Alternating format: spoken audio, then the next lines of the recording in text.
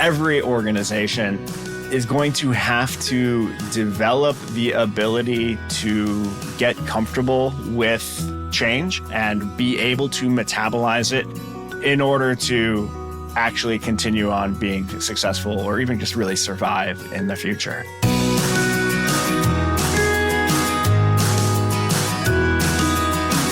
Hello and welcome back, or welcome to The Messy Middle, a podcast designed for people tired of chasing external methods to resolve our internal messiness.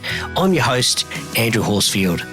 The purpose of this podcast is to have conversations with leaders and experts in their field who share personal and practical strategies that you can implement to advance your career, company, and life. You can find out more or listen to previous episodes at andrewhorsfield.com/podcast. When you think of your organisation and how it operates, is it more like the Titanic or a speedboat?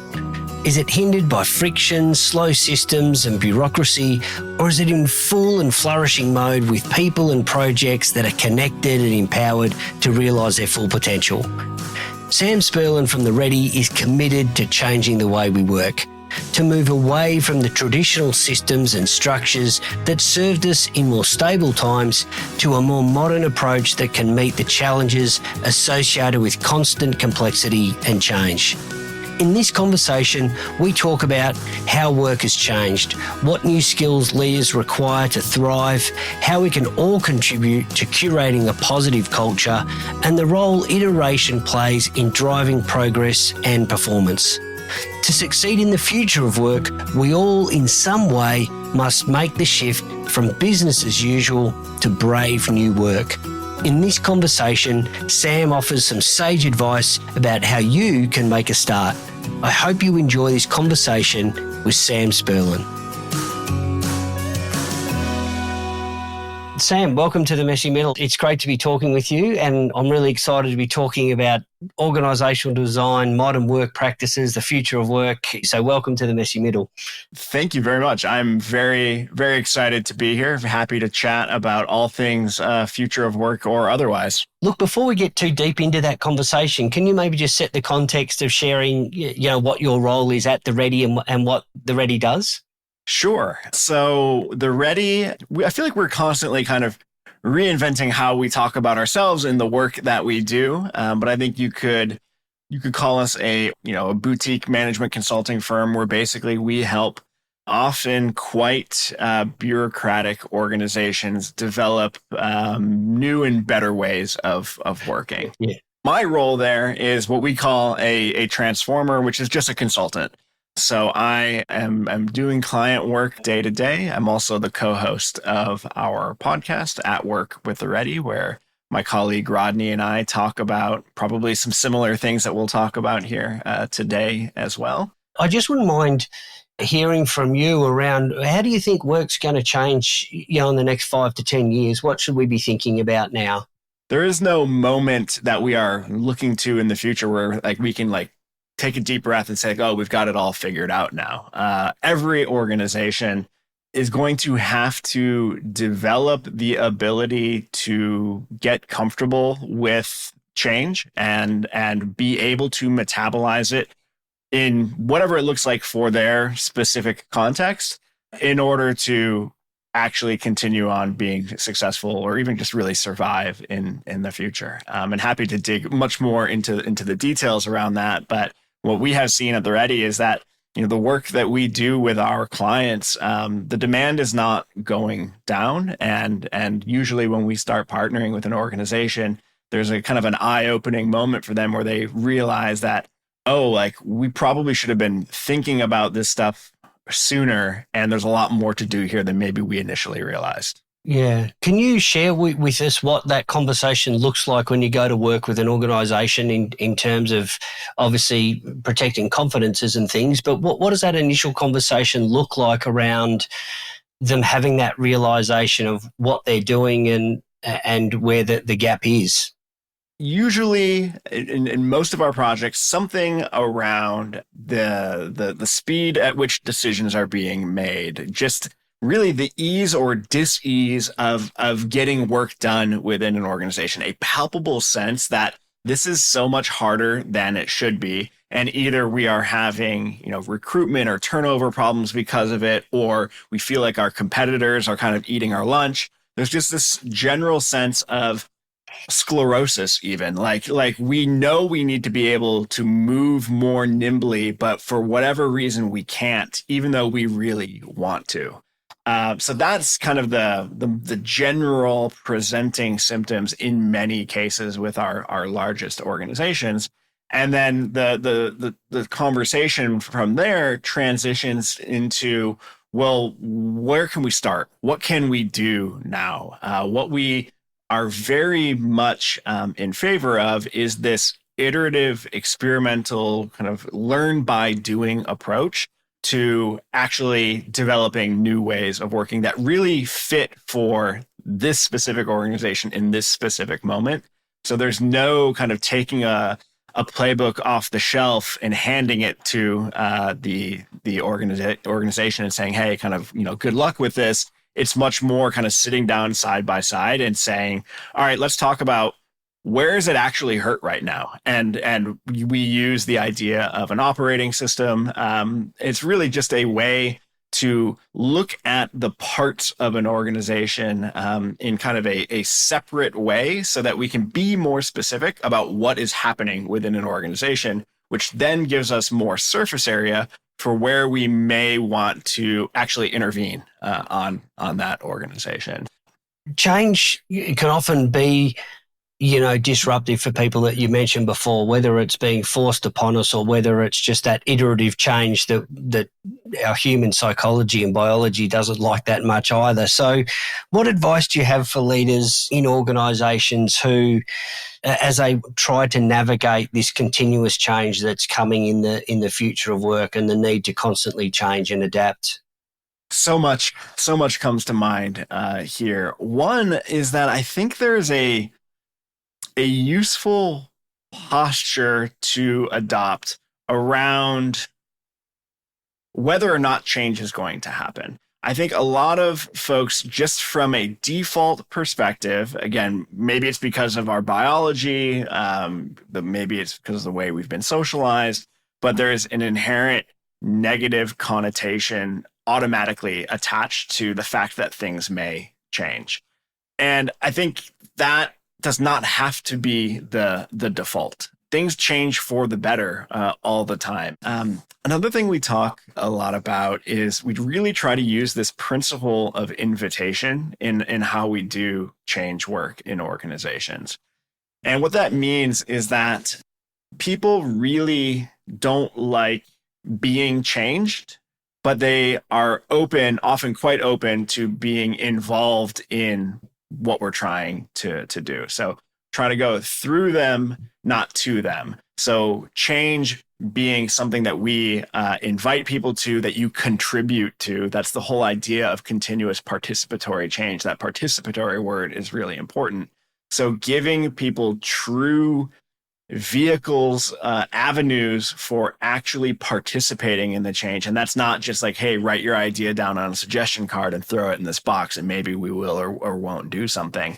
But from day one, from the earliest stages of talking about like what we need to do and why, inviting people into that process. Again, that's probably somewhat idealistic. There are certainly change that happens in organizations where it's not feasible or reasonable to truly invite people into it. But again, where the default is often the opposite of that, I'm wondering if we can change the default to be, by default, it's an invitation-based way of thinking of it.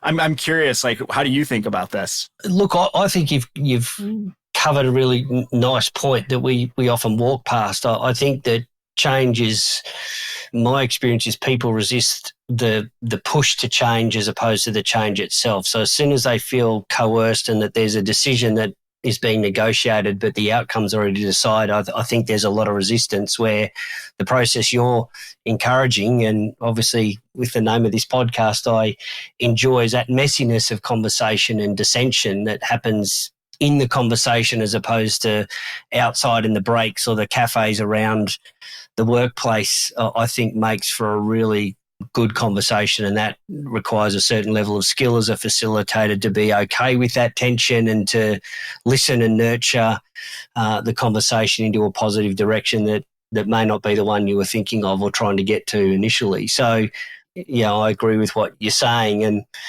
I think the more we can do that and show a clear intent about listening and understanding and collaborating, cuts down a lot of barriers, not for everyone, but allows a lot of conversation to start to happen. Yeah, I really appreciate the name of this podcast and this topic, because I think messiness and complexity go hand in hand. Complexity looks quite messy. And I think we often hold ourselves to some sort of kind of industrial era expectation that change can be orderly, that we can plan it here and we can figure out exactly how it's supposed to go. And then we just roll it out here and everybody just does what they're supposed to do. Yeah. And then we get to this point that has been very clearly articulated. And why can't people just do that? Yeah. And that's not how it works at all. Complexity, only in hindsight can you look at a complex adaptive system and start to see kind of what the connections really were. And if you want to really understand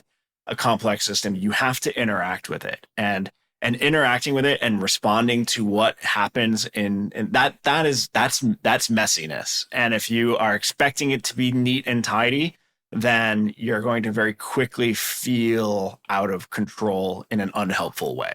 I think sometimes for me, it's embracing the dissenters to say, okay, what's the thing that they're not seeing, or what's not clearly articulated, or what might they be seeing that others have missed? And so there's a role to play. And I think so often with people who, because they may not do it in a clear way, because they might be emotive, they might be scared, they might be coming from fear, or it might just be, I'm really passionate about this and I'm not tempering that passion very well.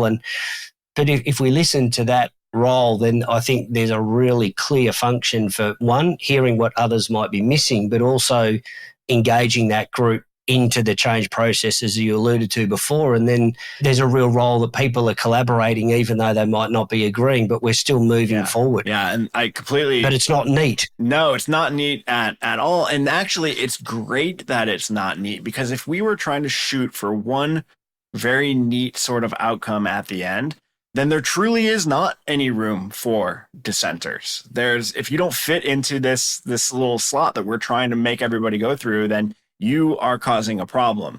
But if the transformation is more broadly defined, if the change is more broadly defined, if the outcome is truly an outcome that we care about, then there's probably multiple ways to embody that result. There's multiple ways to get at that result that we want.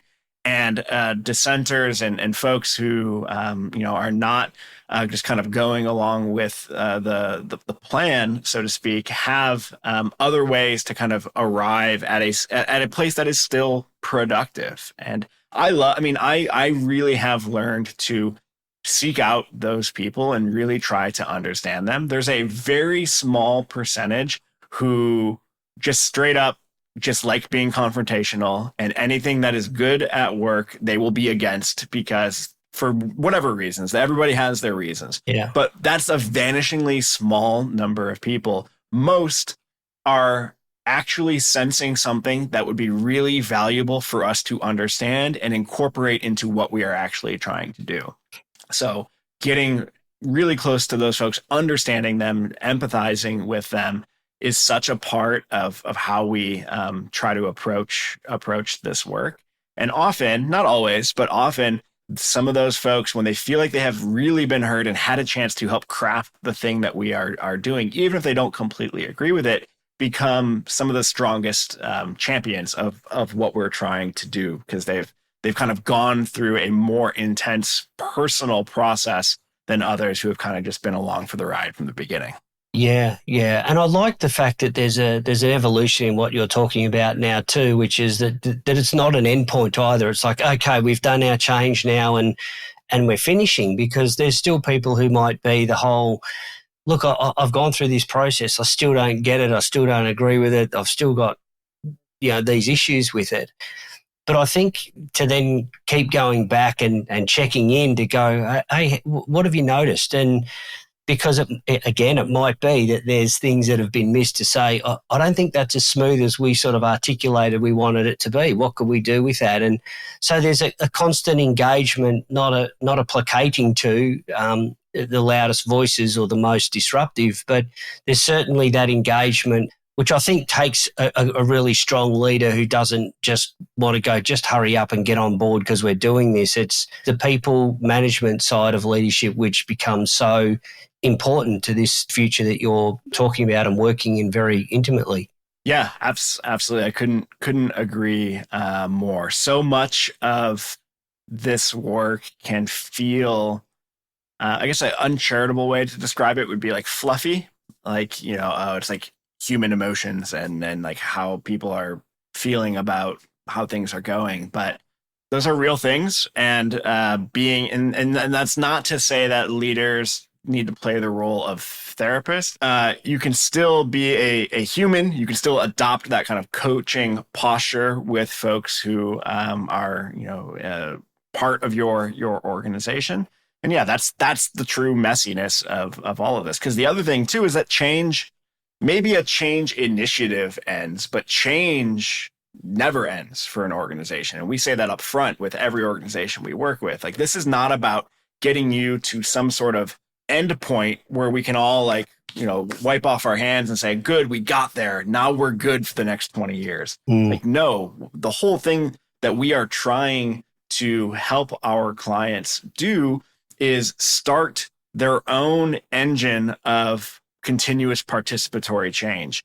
That's the end point we're trying to get to, so that when we leave, the process of noticing the tensions in your operating system, considering practices that you might want to adopt, actually experimenting with those practices and using those experiments to uncover new tensions, that loop, that needs to go on forever. That is how you become an adaptive, evolved organization.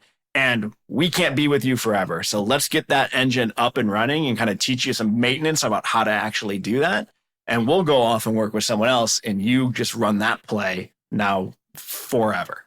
Two questions on the back of that, Sam. The first is, we've spoken a little bit about fear and our apprehension to step into that. So are there things that you do to build that culture for people to sort of either speak up or stuff up, to try something in this iteration process that doesn't quite go the way they want to build this organisation that can evolve and function like that? Yeah, so we try to use, in the experimentation side of those three things that I just described, that's where we're actually trying things. And we can do things to scale an experiment back in order to get people on board with it. So, hey, you think it's way too unsafe for us to change your weekly meeting, which is a very common thing we do. How about we just do it for the next 6 weeks? And at the end of the 6 weeks, we'll do it 6 times. And then we'll run a retrospective, and you all can decide whether or not you want to continue with this new way of meeting. Or maybe it's 4 weeks, whatever it is. It's things like that to get folks on board. And most reasonable people will be on board to do a time-boxed thing that is new and different. And because so much of what we are doing with organizations is about actually trying new ways of being with each other, new ways of interacting, new structures and sandboxes that we are playing in, all we need is a little bit of an opportunity to introduce people to these practices. And generally, it's enough to kind of get that going. Like, okay, those 4 meetings actually went really well. Let's re-up it for another 4 weeks, and let's add this one other kind of next level thing to it. Great, I can agree to that. And next thing you know, people are building self-efficacy around the idea that they can change, and that small changes to their environment, like changing the way we run a weekly meeting, actually have knock-on effects that we couldn't have predicted and are generally really positive. You start to build that momentum around, okay, maybe there's other things that we can try. And that is kind of the exciting thing that we're trying to spin up in organizations. And tell me what makes a good feedback loop in that experience of doing that retrospective. What makes for a really good or effective feedback loop or system? Yeah, so I think there's the subjective and the objective components to that. So to the extent that we've gathered any sort of data that we care about related to outputs or outcomes that are connected to the experiment, like let's look at those. So often when we start working with an organization, we'll do an initial survey that gathers a bunch of baseline data about like, how much time are you spending in status meetings? How much time do you spend preparing for meetings where you ended up not really needing that preparation? All of these sort of indicators of waste and friction and just frustration, bureaucracy, we'll gather some initial baseline data so that throughout the project, we can gather more data and start to see things like, oh, wow, like everybody on this team says that by doing this meeting a different way, they've actually saved 3 hours of meetings a week. And there's 15 people on this team. There's some math for you. That's an incredible amount of time saving for the organization. So there's that side of it, which I would consider the more objective side. And then there's the subjective experience of folks who are actually in it. So when we gather people together to do a retrospective, it's really simple. It's generally 3 questions. What worked well? What didn't work as well? And then what are we learning? And we'll gather people for 60 to 90 minutes, throw them, if we're in a virtual environment, we'll all hop into Miro or Mural together. And initially just brainstorm answers to those questions. Silently, no talking, just get your thoughts out anonymously if you want into the board. And then we'll have a facilitated conversation about what is showing up there that we all wrote about. We'll group like with like, and we'll talk about what meaning are we making from this and what is it telling us about what we should do next. It's usually very obvious. If everybody hates it, then great. Let's figure out like what we want to do. Do we just want to cancel it and go back to the thing we were doing before? Or maybe there was this one aspect of it that actually we really like. Let's build a new experiment around that thing. And now you've got a bunch of people contributing to what the next thing should be, rather than just saying, this sucks, I hate it. And then if you've got on the more positive side, which is more common, you've got all sorts of ideas about, well, how can we make this a little bit better? What else is this telling us that we should work on next? You know, this meeting is fine now, but what we've really learned is that none of us can find any of the information that we need to do this meeting well. Well, what experiment might we want to try around information? And now you've got the beginnings of that continuous participatory change loop happening within a team. Would you get much rejection from meetings for people? It's such a bugbear of most people's lives around, you know, the hour and a half they want back from their life. Yeah. I'd imagine there wouldn't be much pushback on the meeting front. Well, you would be surprised. I would agree in the sense that everybody generally is not particularly stoked about their meeting experiences at work. But when you get into the specifics of like, well, let's change this one meeting in this way, there's some like weird ownership stuff that can sometimes pop up. But often our work does start in the realm of meetings. And it's not because we think that, well, if you just change your meetings, then everything else in your organization is going to be fixed. Like that's organizational transformation. No, but organizational culture is how it's basically the quality of the interactions between the people in that organization.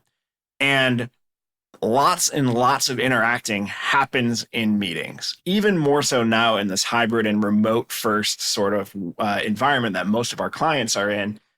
It's incredibly structured. Like if your interactions basically happen only in meetings. So if we care about the quality of our interactions, we should care a hell of a lot about how our meetings go and what our beliefs and principles are around what good meetings are. And for too many organizations, it's we all show up at roughly the appointed time, and we look to the leader or the caller of the meeting and say, hey, like, what are we doing for the next 59 minutes? And if you're lucky, that person's a good facilitator and they put some thought into it and we have a design to go. And if we're not lucky, it's just various flavors of bad. So we try to interrupt that pattern and bring some structure to the idea of an operating rhythm. What does a really good weekly meeting look like? We think it's something called an action meeting. It's very structured and it's specifically designed around identifying and unblocking the shared work of the team. And there are some cool things baked into the action meeting that are at the principles level that we care about with organizations. Things like in an action meeting, we have no default agenda. We build an agenda together in the moment with the people who are in the meeting. So there's a lot more expectation for each member who is at that meeting. There is no showing up and just being a freeloader in an action meeting. Like, you have to show up and rep your thing, be prepared to answer questions, to talk about stuff, to put your needs forward. And that's a really different dynamic than most folks are used to, but is generally useful when you are trying to create an environment where people are kind of owning more of their stuff and are, more, even just more aware of what their needs even are, which is a new skill to develop in many cases. Yeah, it was a question I was thinking about and wanting to ask is how do you see the role of leadership evolving in this to do some of those things that you're talking about and have the skills and the mindsets that are going to be essential for leaders to thrive in the future of work? Oh man, this was literally the topic of the podcast that I recorded a couple of hours ago. So I have like an hour of thoughts ready to go, but I'm going to try to distill it down to just the best parts. Most leadership teams are not actually teams. A team has shared work, and most leadership teams that I have experienced have not articulated what that shared work actually is. You've got, functional leads or departmental leads who are all responsible for their area, and maybe they meet once a week and they kind of share out what's happening in their areas of control. That is not a team. In order to be a team, you have to have shared work. And I would argue that the shared work of most senior leadership teams is actually this org design work. It's the noticing what is happening in an organization's operating system and starting to sense and propose and steward the experiments that need to happen within the OS to improve it. Most folks, lower in an organization, they are being they have no slack because they are being measured very intensely on certain very specific outputs most of the time. So I think it is often unreasonable to expect them to do that work and also be thinking about the system in which you are working. It's much more reasonable, I think, for a senior leader to be doing that work, to be noticing and trying to build the organization as opposed to just working in the organization, working on versus working in. And I think some of the best leadership teams that I have had the pleasure of working with and coaching have really gravitated to the idea that they need to be the stewards of their organization's operating system. And that doesn't mean that they do all of the work related to the operating system, but they are the ones who are thinking about it the most and trying to provoke and catalyze and generally be making things happen in that realm. And that's things like seeing and reducing some of that waste and friction and frustration and then getting together to address that. Is that, in a nutshell, what you're talking about around that operating system? Yeah, that's one way to think of it. I think here's another way that is relevant to something I've been working on with a client right now, which I'm sure is very generalizable, which is something happens in your organization, something goes poorly. And the folks who were involved in that thing that went poorly, maybe they do a retrospective and there is an effort to understand what happened and make sure that specific thing never happens again. A great leadership team will take that thing and try to basically bump it one level higher and understand what is it about our OS that allowed this thing to happen. And we always talk about how it's never the people in the OS that are causing problems. People are responding to the environment that they are in. So something about our OS created the conditions such that this bad thing happened. Great. Let's talk about how we can change our OS so that this family of potential things that could go wrong never happens again. And I think that's a subtle distinction between just fixing the thing that went wrong and fixing the whole family of things that could go wrong that are kind of like that. But that's the type of thing that I'm looking for, and that requires specific time and attention to do that work that often gets pushed to the side because it's all the urgency of we got to fix this thing and make sure this thing never happens again. And that's often when you get the way overreactions that create the organizational debt that end up slowing us down in the future. So to clarify for myself and maybe for people listening, if I took an example, what you're talking about is like a sales team who are obviously incentivized by sales, but there's poor behavior happening to get that sale. So rather than deal with the behavior at that level, you're sort of looking at okay, how are we incentivizing, and it's not actually creating the culture we want these guys or girls to work in. I think that's a great articulation. And I would maybe the one little twist that I would add to it is even open it up to so it's not even just the sales incentives, but we should use this as a prompt to just think about incentives generally in our organization that might be having an effect that we're not really realizing. Is it the interaction of the sales incentives with with the marketing incentives that's actually creating the tension? I mean, speaking from current existing client that I'm working on, yes, it is the interaction of sales, marketing, and product. And it's not any one of them individually. It's the unique mixture of them together that is causing the problem. So we're probably wasting our time as an executive leadership team or a senior leadership team, really getting into the weeds on one specific example of tension or malfeasance. And instead, we should be up at the level of looking at it from a systems point of view. Does that create bureaucracy as well if we don't get this right? That then Bob from accounts comes and dresses in something that's not quite appropriate, and we address that and make a new policy that everyone has to abide by that creates this extra layer of bureaucracy, rules, systems that people have to comply to when really it just needs a conversation with Bob. Yeah, exactly. And I think that is one of those impulses that I think you have to unlearn as a leader in a lot of large organizations.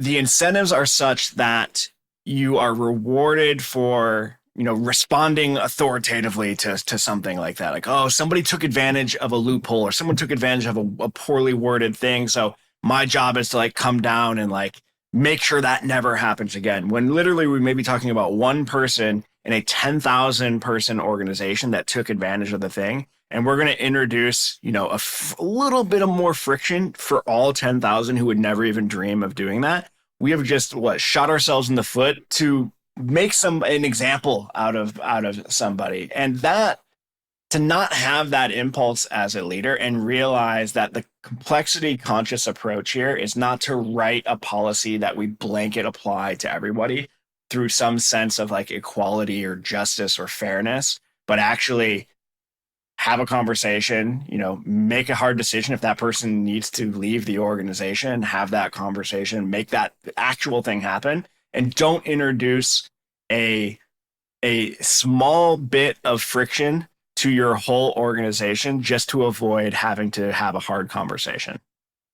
Can you explain the difference, Sam, around that sort of permission versus constraint culture that you sometimes work in and that you're trying to develop and improve? Yeah, absolutely. So starting with the permission culture, this is the simple idea that, in general, you can't do something unless you have explicit permission to do it.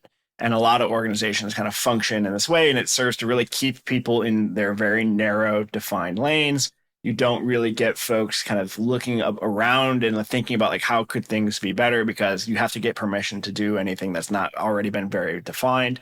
And generally, it's not worth the effort. The idea in a constraints-based culture is that you can do anything within the constraints that are really well defined. And that difference allows for more movement, more of that messiness that we have to be okay with, that complexity. But if we trust that we have created really clear constraints and that as long as we stay within them, we're not going to make any sort of major errors or decisions that can't go sideways, then why not create that space where people can have that autonomy, not radical autonomy necessarily, but more autonomy than needing to ask permission for every little thing that they do. And I think there's a lot of power in creating more of that constraints-based approach to thinking about how organizations work. I really love that differentiation, Sam, around just that permission. I think it encourages people to to step, to learn, to try, to fail productively. It's a lovely sort of distinction as part of your work. Are there certain employee engagement or empowerment tools or techniques that you've seen or developed that can be scaled into large organisations that encourage people to be stepping into the thinking and the work that you're encouraging?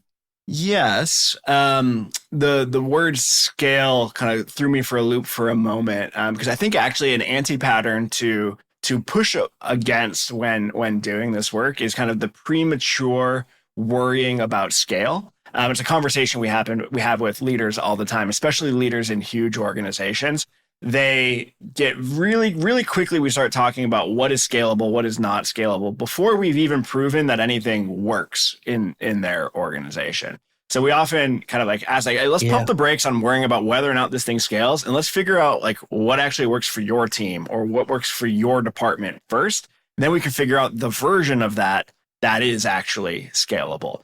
I mean, when you were talking about employee engagement, I mean, the types of things that came to mind for me is something as simple as like a team charter. So lots of teams have never actually sat down and ever actually explicitly said why we exist, how we know if we're successful, what are the outcomes that we actually care about? What are the steering metrics that tell us whether or not we are moving in the right direction? What are the working agreements that we want to set for ourselves so that we can work together really well? What is our operating rhythm? Like all of the stuff usually just kind of floats around implicitly, if at all, in a team. And having a practice of actually sitting down and writing some of this stuff down after we talk about it as a team can be really, really powerful. And when you've got a bunch of teams who all have that same practice and maybe use a same sort of template for capturing that, you start to build a much better understanding of what are all the various teams in this organization doing. Oh, that's interesting. I didn't realize that they thought that's what their purpose was. Or I had no idea that this team over here was measured on X, Y, Z. That's interesting because we're measured on A, B, and C, which are like the opposite of those. Like, what should we talk about here?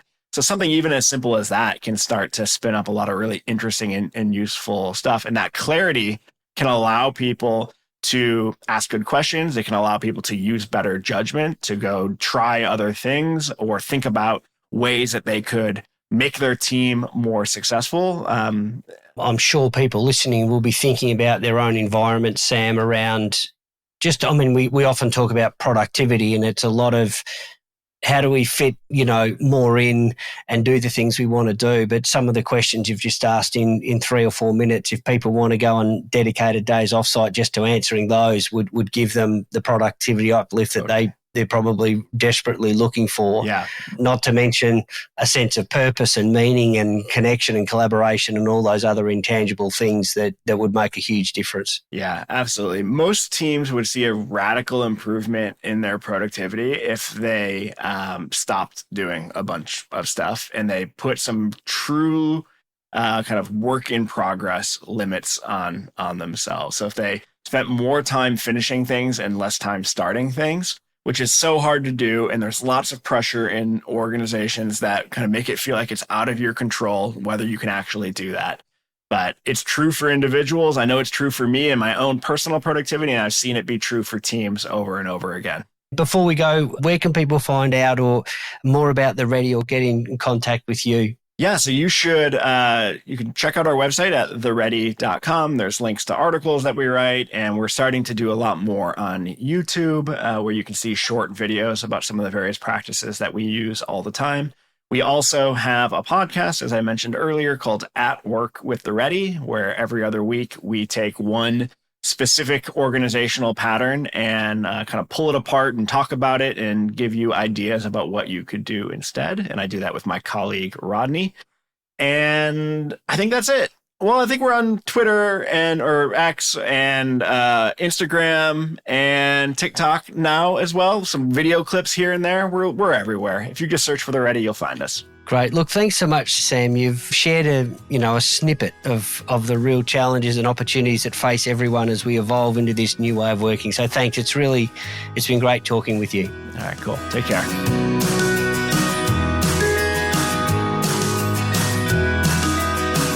2 quick things before we wrap up. If you've enjoyed this episode and want to access the full list of show notes or explore some other episodes, simply visit andrewhorsfield.com. And please consider forwarding this episode to someone that you think would benefit. It will not only be appreciated by the person you choose, but help spread the word and amplify the impact I'm trying to make for the podcast. Thanks for listening.